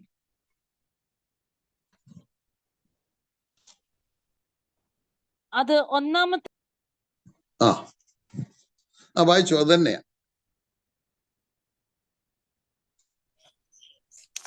നെറ്റിന്റെ പ്രോബ്ലം ഉണ്ടായിരിക്കും. അത് ഒന്നാമത്തെ മൃഗത്തിന്റെ മുമ്പാകെ അതിന്റെ അധികാരം എല്ലാം നടത്തി. മൃഗത്തിന്റെ മുമ്പാകെ അതിന്റെ അധികാരമെല്ലാം നടത്തി ഭൂമിയെയും അതിൽ വസിക്കുന്നവരെയും മരണകരമായ മുറിവ് പുറത്തു പോയ ഒന്നാം മൃഗത്തെ നമസ്കരിക്കുമാറാക്കുന്നു. ഞാൻ അതിന്റെ ഒരു വാക്ക് മാത്രമേ എടുക്കുന്നുള്ളൂ. നമ്മൾ ആ ഭാഗം വിശദീകരിക്കുകയല്ല ചെയ്യുന്നത്. നമസ്കരിക്കുമാറാക്കുന്നു. Force to worship the beast or antichrist. Forced to worship the antichrist. അവിടെ പറഞ്ഞിരിക്കുന്നത് ഫോൾസ് പ്രോഫിറ്റിനെ കുറിച്ചാണ്. കള്ളപ്രവാചകൻ എന്ന് പറയുന്ന ആള് എന്താ ചെയ്യുന്നെന്ന് പറയാണ്. ഈ എതിർ ക്രിസ്തുവിനെ ആരാധിക്കാനായിട്ട് നിർബന്ധിക്കുന്നു, നമസ്കരിക്കുമാറാക്കുന്നു. ഫോഴ്സ് ചെയ്യുകയാണ്, നമസ്കരിക്കുമാറാക്കുന്നു. അവന്റെ നമുക്കറിയാം, ഈ മഹാപീഡനത്തിന്റെ ആദ്യ പകുതി കഴിയുമ്പോൾ യഹൂദനോട് ആരാധന നിർത്താൻ പറയുകയും അവൻ ദൈവാലയത്തിൽ കയറി എതിർ ക്രിസ്തു നിൽക്കുകയും അല്ലെങ്കിൽ അവന്റെ വിഗ്രഹം ഉണ്ടാക്കി അവിടെ വെക്കാൻ പറയും, അവനെ ആരാധിക്കാൻ പറയുകയൊക്കെ ചെയ്യുന്നുണ്ട്. അപ്പൊ അത് ഇന്ന് നിർബന്ധിക്കുന്നത് ആരാണെന്ന് വെച്ചാൽ ഈ ഫോൾസ് പ്രോഫറ്റാ. ഒരു പൈശാചിക ശക്തിയാണത്. അവനിൽ പ്രവർത്തിക്കുന്നത്, ഈ ഫോൾസ് പ്രവാചകനിൽ പ്രവർത്തിക്കുന്ന ഒരു പൈശാചിക ശക്തിയാണ്. അപ്പൊ ആ പൈശാചിക ശക്തി പറയുന്നത്, നീ എന്ത് ചെയ്യേ, ഈ ആന്റി ക്രൈസ്റ്റിനെ, എതിർ ക്രിസ്തുവിനെ ആരാധിക്കാനാണ് പറയുന്നത്. നമ്മൾ പഠിച്ചതാണ്, പലപ്പോഴും ഓർത്തതാണ്, നമ്മുടെ ദൈവത്തെ ആരാധിക്കാൻ ഏതെങ്കിലും ഒരു സ്ഥലത്ത് നിർബന്ധിക്കുന്നില്ല എന്നുള്ളത് നമ്മൾ ഓർത്ത്. ഒരിടത്തും ആലോചനയുണ്ട്, ബുദ്ധി ഉപദേശമുണ്ട്, നമ്മളതൊക്കെ ഒത്തിരി ഓർത്തിട്ടുള്ളതാണ്, ആവർത്തിക്കുന്നില്ല. പക്ഷെ ഇതുപോലെ ഫോഴ്സ് ചെയ്യുന്നില്ല. ഫോഴ്സ് ചെയ്തിട്ട് ഒരു കാര്യം ചെയ്താൽ അതിനകത്ത് എന്ത് ആത്മാർത്ഥതയാണുള്ളത്? നമ്മൾ വാക്യം തന്നെ ഞാൻ പറയാം. നമ്മൾ വായിക്കണ്ട, യോഹന്നാന്റെ സുവിശേഷം 4-ാം അധ്യായം 23-ാം വാക്യം വായിക്കുമ്പോൾ അവിടെ ഇതാണ്: പിതാവിനെ നമസ്കരിക്കുന്നവർ ആത്മാവിലും സത്യത്തിലും നമസ്കരിക്കണം. പിതാവിനെ നമസ്കരിക്കുന്നവർ, അങ്ങനെ പറഞ്ഞിട്ടുള്ളൂ. പിതാവിനെ നിങ്ങൾ നമസ്കരിക്കുന്നെങ്കിൽ അത് നിങ്ങളുടെ ഹൃദയത്തിന്റെ ാണ് നിർബന്ധം ഉണ്ടാകേണ്ടത്. മറ്റൊരാൾ നിർബന്ധിച്ച്, നമുക്കറിയാം, ആരെങ്കിലും ഒരാൾ നിർബന്ധിച്ച് ഒരു കാര്യം ചെയ്താൽ പറഞ്ഞതിനു വേണ്ടി ചെയ്യുക, അതിനകത്തൊരു സിൻസിയറിറ്റി ഇല്ല, ഒരു ആത്മാർത്ഥതയില്ല. എന്നാൽ അത് നമ്മുടെ ഹൃദയത്തിലാണ് നിർബന്ധം ഉണ്ടാകേണ്ടതെന്ന് നമ്മൾ ആവർത്തിച്ചോർത്തിട്ടുണ്ട്. ആ നിർബന്ധത്തിൽ നിന്ന് നമ്മൾ ആരാധിക്കുമ്പോൾ അവിടെയാണ് അതിന്റെ മഹത്വം. അതാണ് ആരാധന. അവിടെയാണ് ആരാധന നടക്കുന്നത്. അല്ലെങ്കിൽ ആരാധനയല്ലത്, വെറും ഒരു പ്രകടനം മാത്രമായി മാറുകയാണ്. അപ്പോൾ പിശാച് എപ്പോഴും പിശാചിന്റെ പ്രവർത്തനം എപ്പോഴും ഇതുപോലെയുള്ള തെറ്റായ ആരാധനയിലേക്ക് നയിക്കുക എന്നുള്ളതാണ് എന്നാണ് നമുക്ക് ആ ഭാഗത്ത് നിന്ന് മനസ്സിലാകുന്നത്. എന്നാൽ സത്യദൈവം നമ്മെ നിർബന്ധിക്കുകയല്ല, ബുദ്ധി ഉപദേശം തരുന്നുണ്ട്. നമ്മൾ ഹൃദയപൂർവ്വം നമ്മുടെ ഹൃദയത്തിന്റെ നിർബന്ധത്തിൽ നമ്മൾ ആരാധിക്കുമ്പോൾ അത് മഹത്വകരമായ ആരാധനയായി മാറും. ദൈവത്തിന് സ്തോത്രം. ഒരു കാര്യം കൂടെ ഞാൻ ആ വാക്യത്തിൽ നിന്ന് പറയാൻ ആഗ്രഹിക്കണം. ഒന്ന്, ഇവിടെ നമ്മൾ വായിച്ചത് അങ്ങനെയുള്ള സ്ഥലത്തേക്ക് ഹോമവിഗ്രഹങ്ങളുടെ അടുക്കൽ പതിവായിരുന്നു. അങ്ങോട്ട് പോവാ. ഈ ദൈവത്തിന്റെ, ഈ ദേവന്മാരുടെ അടുക്കിലേക്ക് പോകണം, അങ്ങോട്ട് പോകുന്നതായിട്ടാണ് നാം അവിടെ വായിക്കുന്നത്.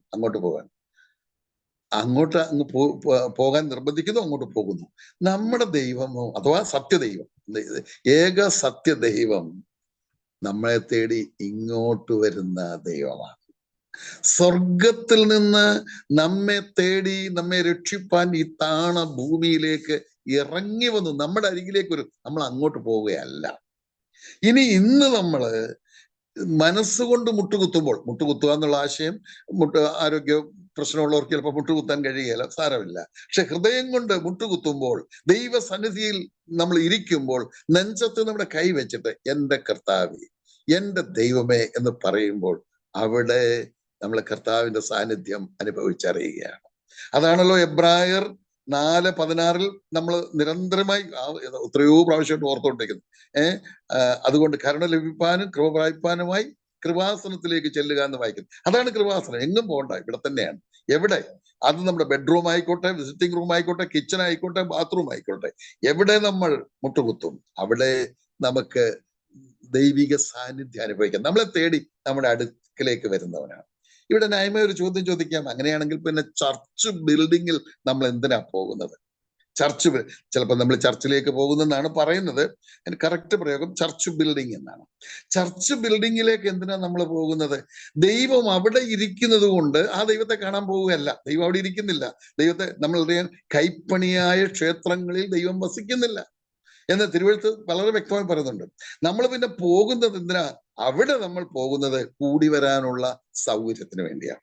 അനേക പ്രിയപ്പെട്ടവർക്ക് ഒരുമിച്ച് കൂടാനുള്ള ഒരു സംവിധാനം, ഒരു സൗകര്യം ലഭിക്കേണ്ടതിനായിട്ടാണ് നമ്മൾ അവിടേക്ക് പോകുന്നത്. അല്ലാതെ അവിടെ ദൈവം ഇരിക്കുന്നുണ്ട് അവിടെ ചെന്ന് ആ ദൈവത്തെ കാണാനോ ആരാധിക്കാനോ അല്ല. എന്നാൽ അവിടെ നമ്മൾ കൂടി വരുമ്പോൾ കർത്താവ് തന്റെ വാഗ്ദത്തം അനുസരിച്ച് നമ്മുടെ നടുവിലേക്ക് വരുന്നു എന്നുള്ളതാണ്. ആ ദൈവവുമായിട്ട് ഇടപെടുവാൻ, ഇടപെടുവാൻ, നമുക്ക് നമ്മുടെ കാര്യങ്ങൾ പറയുവാൻ, നമ്മളോട് പറയുവാൻ ഒക്കെയുള്ള അവസരമായിട്ടത് മാറുകയാണ് ചെയ്യുന്നത്. ദൈവത്തിന് സ്തോത്രം. അപ്പോൾ രക്ഷിക്കപ്പെടാത്ത അവസ്ഥയില് എന്താ ചെയ്തുകൊണ്ടിരുന്നത് എന്ന് നമുക്കറിയാം. പിശാച് നടത്തിക്കൊണ്ടിരുന്നു, തെറ്റായ ആരാധനയിലേക്ക്, വഴികളിലേക്കൊക്കെ നടത്തിക്കൊണ്ടിരുന്നു എന്നുള്ളതാണ്. ദൈവം നമ്മെ സഹായിക്കട്ടെ. നമുക്ക് 3-ാമത്തെ വാക്യം കൂടെ വായിച്ച് അല്പ ചില കാര്യങ്ങൾ പറഞ്ഞ് നമുക്ക് ഇന്നത്തെ ക്ലാസ് അവസാനിപ്പിക്കാം. 3-ാം വാക്യം. ആകയാൽ ദൈവാത്മാവിൽ സംസാരിക്കുന്നവൻ ആരും യേശു ശപിക്കപ്പെട്ടവൻ എന്ന് പറയുകയില്ല. പരിശുദ്ധാത്മാവിൽ അല്ലാതെ യേശു കർത്താവ് എന്ന് പറയുവാൻ ആർക്കും കഴിയുകയില്ല എന്ന് ഞാൻ നിങ്ങളെ ഗ്രഹിപ്പിക്കുന്നു. നമ്മൾ ഓർക്കുകയുണ്ടായി, ഈ 3-ാം വാക്യത്തിൽ 2 കാര്യങ്ങളാണ് പറഞ്ഞിരിക്കുന്നത്. ഒന്ന്, രക്ഷിക്കപ്പെട്ടവരും രക്ഷിക്കപ്പെടാത്തവരും തമ്മിലുള്ള ഒരു വ്യത്യാസമാണ് പറഞ്ഞിരിക്കുന്നത്. ആദ്യം നമുക്ക് രക്ഷിക്കപ്പെട്ടവരുടെ കാര്യം നോക്കാം. രക്ഷിക്കപ്പെടാത്തവരുടെ കാര്യമാണ് വാക്യത്തിൽ ആദ്യം പറഞ്ഞേക്കുന്നത്. പക്ഷെ നമുക്ക് പഠിക്കാനുള്ള സൗകര്യം ആദ്യം നമ്മൾ രക്ഷിക്കപ്പെട്ടവരുടെ കാര്യം ചിന്തിക്കുന്നതാണ്. രക്ഷിക്കപ്പെട്ടവരെ കുറിച്ച് എന്താ നമ്മൾ അവിടെ വായിക്കുന്നത്? അവര് യേശു കർത്താവെന്ന് പറയുകയാണ് ചെയ്തത്. യേശു കർത്താവ്. നമുക്കറിയാം നമ്മൾ എങ്ങനെയാ രക്ഷിക്കപ്പെടുന്നത് എന്നുള്ളത്. രക്ഷിക്കപ്പെടുന്നതിന് പല വാക്യങ്ങൾ ഷോർട്ടായിട്ടുണ്ട്. പക്ഷെ കൃത്യമായി വിശാലമായി വിശദീകരിച്ച് പറഞ്ഞിരിക്കുന്ന വാക്യം റോമർ 10:9. കാണാതറിയാവുന്നത് കൊണ്ട്, നമുക്കെല്ലാം അറിയാവുന്നത് കൊണ്ട് അത് വായിക്കേണ്ട ആവശ്യമില്ല. അവിടെ നമ്മൾ വായിക്കുന്നത് ഇങ്ങനെയാണ്: യേശുവിനെ കർത്താവെന്ന് വായ്കൊണ്ട് ഏറ്റുപറയുകയും ദൈവം അവനെ മരിച്ചവരിൽ നിന്ന് ഉയർത്തെഴുന്നേൽപ്പിച്ചു എന്ന് ഹൃദയം കൊണ്ട് വിശ്വസിക്കുകയും ചെയ്താൽ നീ രക്ഷിക്കപ്പെടും എന്നാണ്. അപ്പൊ നമ്മൾ രക്ഷിക്കപ്പെടുമ്പോൾ ഇതൊക്കെ നമ്മൾ ചിന്തിച്ചിട്ടുള്ളതാണ്, ഒന്നും പുതിയതല്ല. രക്ഷിക്കപ്പെടുമ്പോൾ യേശുക്രിസ്തു എന്റെ പാപത്തിന്റെ പരിഹാരത്തിന് വേണ്ടി മരിച്ചു, അടക്കപ്പെട്ടു, ഉയർത്തെഴുന്നേറ്റു, അത് വിശ്വസിക്കുകയും അപ്പോൾ തന്നെ ഒരു ഉടമ്പടി ചെയ്യുന്നു. ഈ യേശു എനിക്ക് വേണ്ടി മരിച്ചടക്കപ്പെട്ടു ഉയർത്തെഴുന്നേറ്റ ഈ യേശു ഈ നിമിഷം മുതൽ എന്റെ കർത്താവ്, എന്റെ ഉടമസ്ഥൻ, എന്റെ അധികാരി, താൻ എന്ത് പറയുന്നു അതനുസരിക്കാൻ ഞാൻ ബാധ്യസ്ഥൻ. ഇതാണ് നമുക്ക് ആ ഭാഗത്ത് കാണാനായിട്ട്. ഇങ്ങനെയാണ് നമ്മൾ രക്ഷിക്കപ്പെടുന്നത്. യേശു കർത്താവ്. ഇത് എങ്ങനെ സാധിക്കുന്നതാണ്? ഇത് നമ്മുടെ കഴിവ് കൊണ്ടൊന്നും അല്ല നമുക്ക് ഇങ്ങനെ വിശ്വസിക്കാനും യേശുവിനെ കർത്താവായി സ്വീകരിക്കാനും കഴിയുന്നത്. അത് പരിശുദ്ധാത്മാവിന്റെ സഹായമാണ്. ഞാൻ നേരത്തെ ഓർപ്പിച്ചിട്ടുള്ള ഒരു കാര്യം ഒന്നുകൂടെ ഞാൻ ഓർപ്പിക്കുകയാണ്. അതായത് നമ്മോടൊരാൾ സുവിശേഷം പറഞ്ഞാൽ അവര് പറയുന്ന സുവിശേഷം നമ്മുടെ കാതുകളിലേക്കാണ് വരുന്നത്. ആ കാതുകൾ വരെ കൊണ്ടുവരാനേ ആ ശബ്ദത്തിന് കഴിയുകയുള്ളൂ. അതിനപ്പുറത്തൊന്നും ചെയ്യാൻ ആ ശബ്ദത്തിന് കഴിയുകയില്ല. ആ കാതുകളിൽ എത്തുന്ന സുവിശേഷം, ദൈവത്തിന്റെ വചനം, ദൈവ സ്നേഹത്തിന്റെ സന്ദേശം നമ്മുടെ ഹൃദയങ്ങളിലേക്ക് എത്തിക്കുന്നത് പരിശുദ്ധാത്മാവാണ്. ഹൃദയത്തിന്റെ കാതുകളിലേക്ക് എത്തിക്കുന്നത് ദൈവത്തിന്റെ പരിശുദ്ധാത്മാവാണ്. ദൈവത്തിന്റെ പരിശുദ്ധാത്മാവിന് മാത്രമേ അത് നമ്മുടെ ഹൃദയത്തിലേക്ക് എത്തിക്കാൻ, ഹൃദയത്തിന്റെ കാതുകളിലേക്ക് എത്തിക്കാൻ കഴിയുള്ളൂ. നമ്മുടെ ഹൃദയം എന്ന് പറഞ്ഞാൽ അകത്തെ മനുഷ്യനാണ്. ആ അകത്തെ മനുഷ്യന്റെ കാതുകളിൽ എത്തിക്കുമ്പോൾ സ്വീകരിക്കാനും തിരസ്കരിക്കാനുമുള്ള സ്വാതന്ത്ര്യം ദൈവം നൽകിയാണ് മനുഷ്യനെ സൃഷ്ടിച്ചിരിക്കുന്നത്. അത് സ്വീകരിച്ചാൽ, അങ്ങനെ ഹൃദയത്തിലേക്ക് കൊണ്ടുവന്നു, ഇത് സത്യമാണെന്ന് പരിശുദ്ധാത്മാവ് ബോധിപ്പിക്കുമ്പോൾ, അംഗീകരിക്കുമ്പോൾ, യേശുവിനെ കർത്താവെന്ന് പറഞ്ഞ് സ്വീകരിക്കുമ്പോൾ നമ്മൾ രക്ഷിക്കപ്പെടുന്നു, ദൈവമകനായി തീരുന്നു, ദൈവമകളായി തീരുന്നു എന്നുള്ളതാണ്. അപ്പോൾ അപ്പൊ അങ്ങനെയാണ് നമ്മൾ ദൈവ പൈതലാകുന്നത്, രക്ഷിക്കപ്പെടുന്നത്, യേശുവിനെ കർത്താവായി സ്വീകരിക്കുമ്പോൾ. തുടർന്ന് നമ്മൾ എന്താ കാണുന്നത്? തുടർന്ന് നമ്മൾ കാണുന്നത് നമ്മുടെ ജീവിതം കൊണ്ട് യേശു കർത്താവെന്ന് വെളിപ്പെടുത്തുകയാണ്. തുടർന്നുള്ള നമ്മുടെ ജീവിതം കൊണ്ട് യേശു കർത്താവെന്ന് മൗനമായി നമ്മൾ പ്രസ്താവിക്കുകയാണ് ചെയ്യുന്നത്. അതായത് കർത്താവ് പറയുന്നത് അനുസരിക്കുമ്പോൾ നമ്മൾ ചെയ്യുന്ന ഒരു കാര്യം യേശു കർത്താവെന്ന് മൗനമായി പറയുകയാണ്. അതിന് നമ്മെ സഹായിക്കുന്നതും പരിശുദ്ധാത്മാവാണ്. രക്ഷിക്കപ്പെടുമ്പോൾ ദൈവം നമ്മുടെ ഹൃദയത്തിൽ തരുന്ന പരിശുദ്ധാത്മാവ് ആണ് യേശുവിനെ കർത്താവെ സ്വീകരിക്കാൻ സഹായിച്ചത്. ആ പരിശുദ്ധാത്മാവ് നമ്മുടെ ഹൃദയത്തിൽ വസിച്ചുകൊണ്ട് നമ്മെ സകല സത്യത്തിലും വഴി നടത്തുകയാണ്. സകല സത്യത്തിലും നമ്മളെ വഴി നടത്തുകയാണ്. ആ വഴി നടത്തുമ്പോൾ കർത്താവ് പറഞ്ഞത് അനുസരിച്ച് ആ വഴി നടത്തുന്ന സത്യത്തിൽ അഥവാ വചനാനുസരണം നമ്മളെ വഴി നടത്തുകയാണ്. കർത്താവ് എന്ത് പറഞ്ഞോ അത് ചെയ്യുകയാണ്. അത് ചെയ്യുമ്പോൾ നമ്മൾ അങ്ങനെ കർത്താവ് പറഞ്ഞത് നമ്മൾ ചെയ്യുമ്പോൾ ആ പ്രവൃത്തിയിലൂടെ മൗനമായി നമ്മൾ ചെയ്യുന്നത് യേശു കർത്താവ് എന്ന് പറയുകയാണ്. ഇത് ദൈവത്തിന്റെ പരിശുദ്ധാത്മാവിനാലാണ്. എന്നാൽ മറുവശം രക്ഷിക്കപ്പെടാത്തവരുടെ കാര്യമോ? രക്ഷിക്കപ്പെടാത്തവരുടെ കാര്യം എന്താന്ന് ചോദിച്ചാൽ, അവരുടെ ഉള്ളിൽ ദൈവാത്മാവ് ഇല്ല, അവരുടെ ഉള്ളിൽ പരിശുദ്ധാത്മാവില്ല. പരിശുദ്ധാത്മാവില്ലാത്തവരുടെ ഉള്ളിൽ അശുദ്ധാത്മാവുണ്ട് എന്നും കൂടെ നമ്മൾ ഓർക്കണം. ഒന്നുകിൽ ദൈവാത്മാവ് അല്ലെങ്കിൽ അശുദ്ധാത്മാവ്, ഇത് രണ്ടിൽ ഏതെങ്കിലും ഒന്നുണ്ട്. പരിശുദ്ധാത്മാവില്ലാത്ത ഇവര് രക്ഷിക്കപ്പെട്ടിട്ടില്ല. അതുകൊണ്ട് തന്നെ അവരുടെ ഉള്ളിൽ അശുദ്ധാത്മാവാണ് ഉള്ളത്. ഈ അശുദ്ധാത്മാവ് നമ്മൾ ഓർക്കണം, എപ്പോഴും യേശുക്രിസ്തുവിനെതിരാണ്. അശുദ്ധാത്മാവ് എപ്പോഴും യേശുക്രിസ്തുവിന് എതിരായി സംസാരിച്ചുകൊണ്ടിരിക്കും, യേശുക്രിസ്തുവിനെ കുറിച്ച് ദോഷം പറഞ്ഞുകൊണ്ടിരിക്കും, ക്രിസ്തുവിനെ കുറിച്ച് അപവാദം പറഞ്ഞുകൊണ്ടിരിക്കും. ഇവിടെ പറഞ്ഞിരിക്കുന്നത് ശപിക്കപ്പെട്ടവൻ എന്ന് പറയുന്നുവെന്നാണ്. ആ ഭാഗം ഏറെ ചിന്തിക്കുവാൻ, അല്പം കൂടെ ഒക്കെ ചിന്തിക്കുവാൻ ആവശ്യമുണ്ട്. അതായത് നോക്കുക, കൊരിന്ത് സഭയിൽ നിന്ന് ഉള്ള ചോദ്യങ്ങൾക്കുള്ള മറുപടിയാണിത്. ആ ചോദ്യങ്ങൾക്കുള്ള മറുപടി, ഇങ്ങനെ ഒരു ചോദ്യം വരണമെങ്കിൽ യേശു ശപിക്കപ്പെട്ടവനെന്ന് പുറത്തുള്ള ഒരാൾ പറയുന്ന കാര്യം എഴുതി ചോദിക്കേണ്ട കാര്യമില്ല. സഭയ്ക്കുള്ളിൽ തന്നെ ചിലര് യേശു ശപിക്കപ്പെട്ടവനെന്ന് പറയുന്നു വേണം മനസ്സിലാക്കാൻ. അയ്യോ, അങ്ങനെ പറയുമോ എന്ന് നമ്മൾ ചിന്തിക്കാം. ഈ ശപിക്കപ്പെട്ടവനെന്ന് പറയാനുള്ള ആശയത്തിലേക്ക് ഞാൻ വരാം.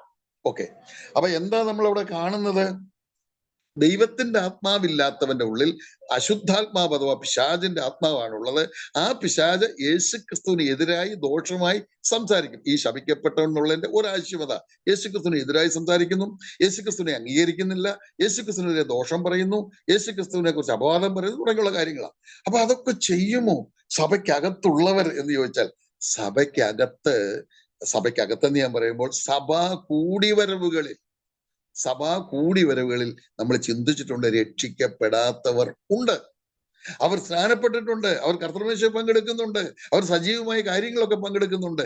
രക്ഷിക്കപ്പെടാത്തവരാണ്. അവരുടെ ഉള്ളിൽ പരിശുദ്ധാത്മാവില്ല, അവരുടെ ഉള്ളിൽ അശുദ്ധാത്മാവാണ്. അവരതുകൊണ്ട് തന്നെ കർത്താവിനെതിരായി സംസാരിക്കുന്ന, ദോഷമായി സംസാരിക്കുന്നവരാണ് എന്നുള്ളതാണ്.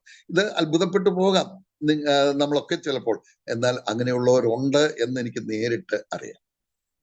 ഞാൻ അങ്ങനെയുള്ളവരുമായിട്ട് സംസാരിച്ചിട്ടുണ്ട്. കർത്താവിന് എതിരായി എന്ന് പറഞ്ഞാൽ മാത്രം പോരാ, ആ വാക്കുകൾ ഒന്നും പറയാൻ ഞാൻ ഇവിടെ ഉദ്ദേശിക്കുന്നത്. അത്ര നീചമായി യേശുക്രിസ്തുവിനെ കുറിച്ച് പറയുന്ന, സ്നാനപ്പെട്ട കർത്തൃമേശയിൽ പങ്കെടുക്കുന്നവരെ ഞാൻ നേരിട്ട് കണ്ടിട്ടുണ്ട്. അപ്പൊ അങ്ങനെയുള്ളവരുണ്ടെന്ന് ഓർക്കണം, രക്ഷിക്കപ്പെടാത്തവരായിട്ട്, അവരുടെ അശുദ്ധാത്മാവാണ്. ഇനി ഞാൻ അവസാനിപ്പിക്കട്ടെ. എന്താണ് ഇതിന്റെ കാരണം? ഈ ശപിക്കപ്പെട്ടവനെന്ന് പറയുന്നു എന്ന് വിചാരിക്കുക, അങ്ങനെ ചിലർ പറയുന്നുണ്ടാവും. അല്ലെങ്കിൽ പിന്നെ അത്രയും ക്ലിയർ ആയിട്ട് പറയണ്ടല്ലോ. ഞാൻ ഒരു വാക്യം സൂചിപ്പിക്കുകയാണ് വേഗം. ഗലാത്യ ലേഖനം 3:12 വേഗം എടുത്തൊന്ന് വായിക്കാമോ? ഗലാത്യർ 3:12.